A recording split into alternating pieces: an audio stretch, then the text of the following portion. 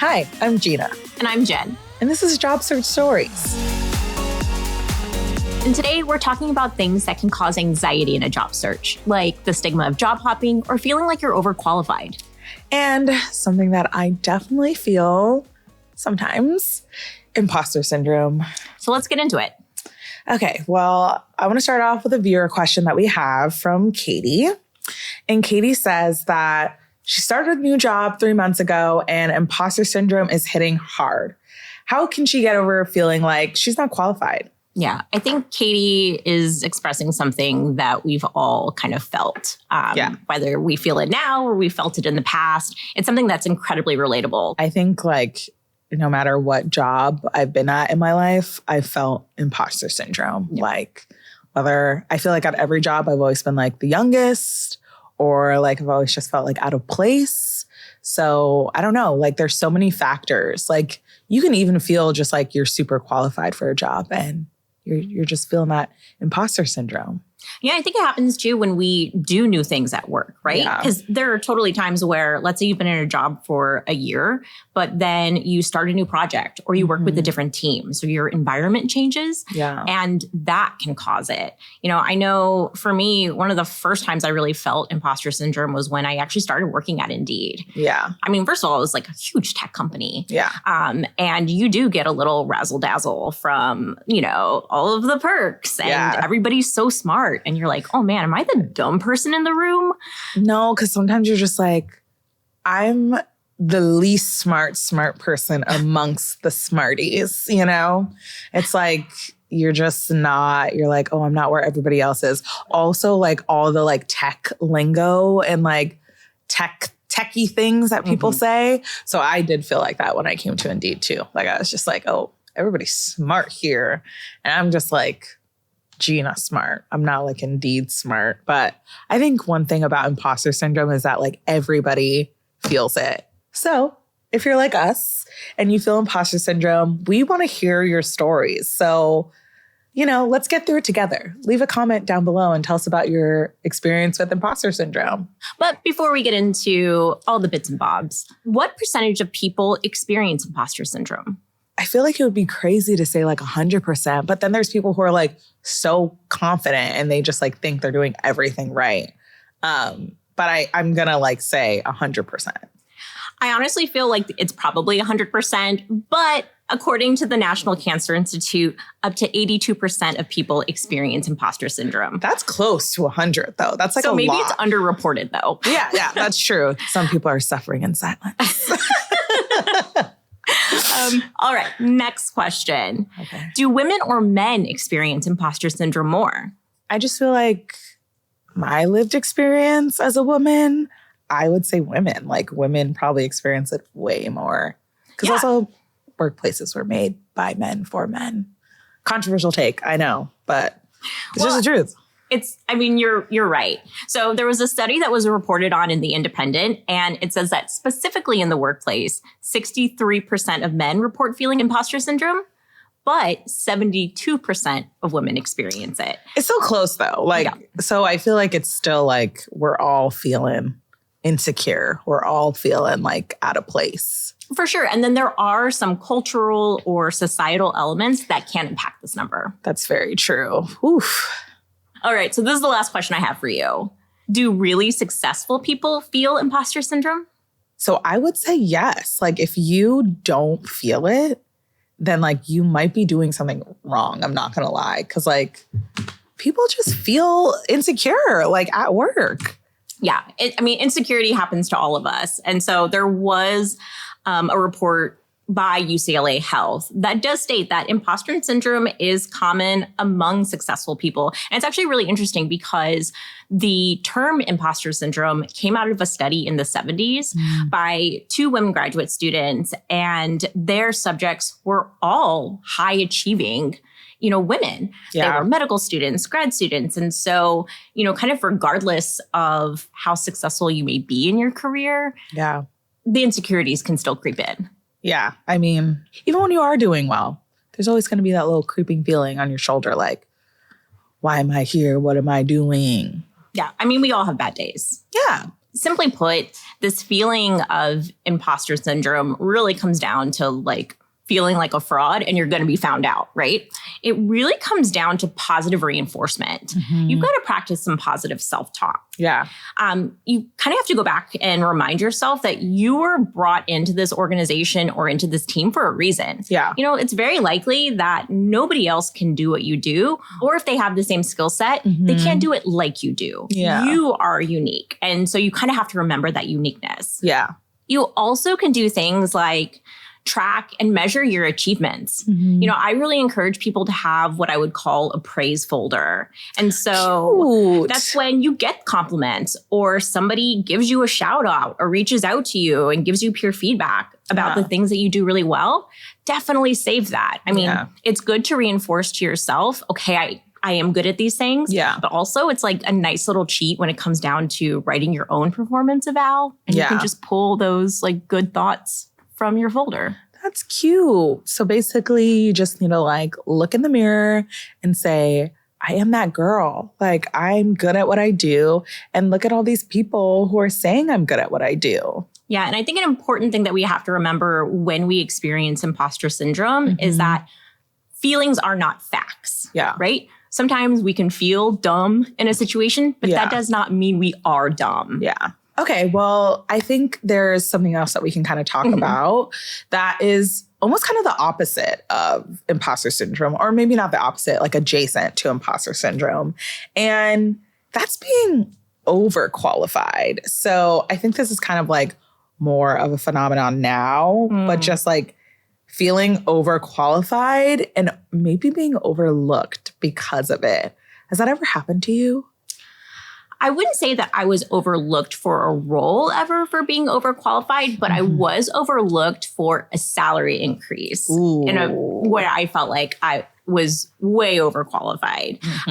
But, you know, it definitely happens where you switch careers. You were making lots of money where you were before, change industries, and now you're probably above where some of the other people are. And so to the company I was at, they're like, okay, well, we just need a level set. And I'm like, look, I'm on my own financial journey. You need to recognize me for what I bring. Yeah, that's interesting because I feel like that happens a lot when it comes to salary for people. Like that overqualification and then a company kind of being like, oh, well, you got to take what we're going to give you. And it's like, okay, but I'm giving you a lot. Yeah. And it comes down to relevancy too, right? Because again, you can come in with all of these years of experience, but how much of that is relevant when you switch careers? So, you know, we kind of have to level set with ourselves sometimes also. Yeah. I mean, I've definitely been like, when I've like been looking for jobs and like you said, I feel like career switching is really where you're going to feel that like overqualification thing where it's like, yeah, like obviously I'm switching careers, but it's like, dang, I've been in the game for a while, like, you know, and I'm just supposed to like take the scraps. I feel like, you know, other people have felt this. So what do you think it really means when someone's overqualified for a job? A really kind of easy definition of being overqualified is that you just have more skills or experience than is needed to do a particular role. Yeah. But when someone's overqualified, what are some signs that are like telltale signs that someone could be overqualified for a job? If they're asking for 2 to 3 years worth of experience and you've got 10 plus, that's a pretty clear sign that you've got more experience than they might need. You might also compare, you know, a new job to what you have been currently doing or previously doing. If your current or previous role has, you know, more responsibilities, that would potentially mean that you're overqualified for this new role. You could also look at things like your level of education. If you're coming in with an MBA or advanced degrees and they're only looking for a bachelor's or even like a high school diploma, that could potentially mean that you're overqualified. And then just even thinking about why you want to take that role. If you're just taking that role because it's an entry point into a really great company and you're like, I don't even care what I do, I just want to get in there, that could mean that you're setting yourself up to take a role that you're overqualified for. Why do you think an employer wouldn't hire someone if they're overqualified? I think the hesitancy would possibly be that the person could get bored. Right? If they're used to being challenged or working at a higher level in a previous role, and then they come to one where they're, you know, overqualified, they may not want to stick around as long. That's true.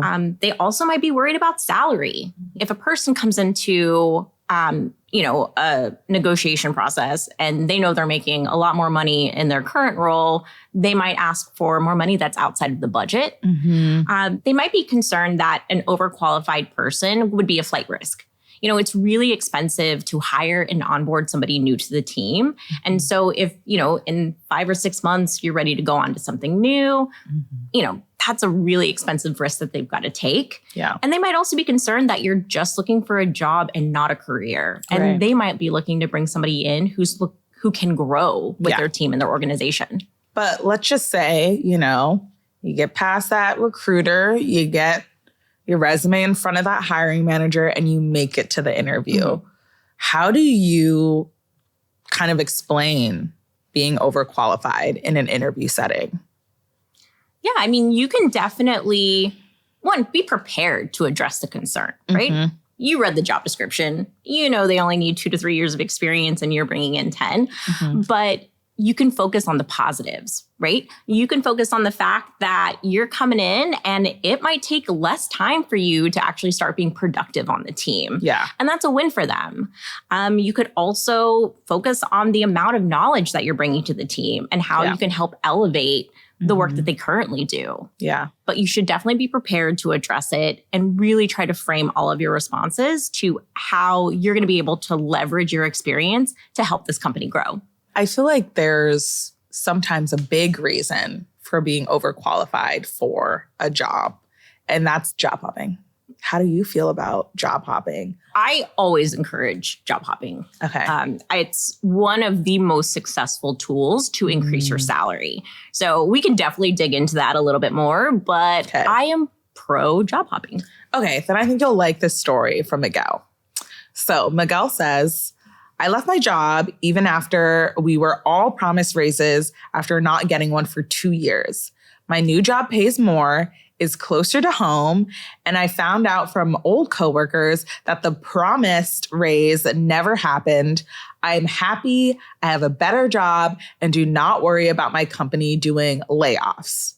It's one of the reasons that a lot of career coaches are pro job hopping. When I first started in recruiting, job hopping was something that I was taught to look for. And so when we evaluated candidates, we called it looking at their job stability. Yes. So if they were in multiple jobs in less than 1 year, that could be considered a red flag. Yeah. But what I would say is that it makes a lot of sense for you to hit that 1 year mark at a company and then potentially start looking to see how can I continue to grow. Okay, so since a lot of people are probably like me and still think you're supposed to stay at a job for a long period of time, what are some of the advantages and disadvantages of job hopping? Advantage, money. You're going to get more money. And it really all comes down to the math. Yeah. It's really interesting. So I was reading the latest data and the Society for Human Resources Managers just reported that in 2024, employers are expecting a 3.5% merit increase for their employees. Okay. So if you stay in your job, 3.5% increase is what you could expect. Okay. However, when you move to a different role, on average, you should be able to negotiate a 10 to 20% increase in your salary. Money. So, I mean, when you look at the numbers, money talks, right? Yeah, money talks. I mean, another advantage is skill building. Yeah. You might expose yourself to more challenging projects. You might be able to advance in terms of job titles. Yeah.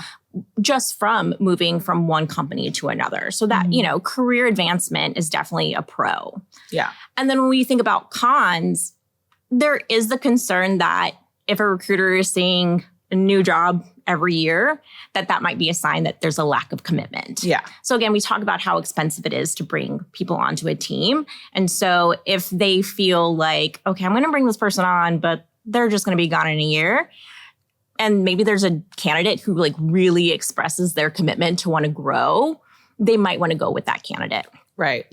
And then the other con is just that you may not be able to build a strong network if you're always hopping and bopping around, right? And so many job opportunities come from the network that we create and build and foster. Yeah. So you might be limiting yourself in terms of the number of professional contacts that you're going to be able to maintain. Or you just have to have an impact like me and just be beloved by all your coworkers. Absolutely. If we could all be Gina. So, you're looking for full-time work. You're trying to find the right job for you. How can you explain job hopping in the best possible way during the interview? I mean, when you're talking about your career path and potential job hopping, you want to speak about it in the positive way. So you're going to talk about all of the advantages that it's given you. Mm-hmm. One, it's made you a more adaptable employee. So because you've been able to work with so many different companies and teams, you're now able to integrate yourself into a team pretty seamlessly because you've worked with large ones, small ones, people with different backgrounds. It's also a way that you could have improved your communication skills. Again, because you're working with different groups, you have to learn what is the most effective way to communicate. And so you can really sell that as an advantage. Mm-hmm. The last thing that you can really talk about is you're looking for a place to settle down for a little bit. You've been able to gain all of these skills, and now you're really looking for an opportunity to put them to work and make a bigger impact at a company. Yeah. So basically what you're saying is like, you can really talk about how your job hopping is a strength. It's not actually like something that's a negative on your like job history. So succinct. Thank you.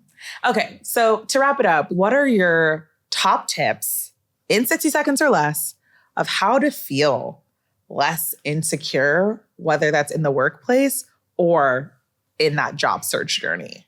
So my top tips for how you can feel more secure in the job search is one, give yourself some grace, right? Whether you're feeling out of place or you're feeling like you're overqualified, always remember to practice positive self-talk. You got to be your own cheerleader.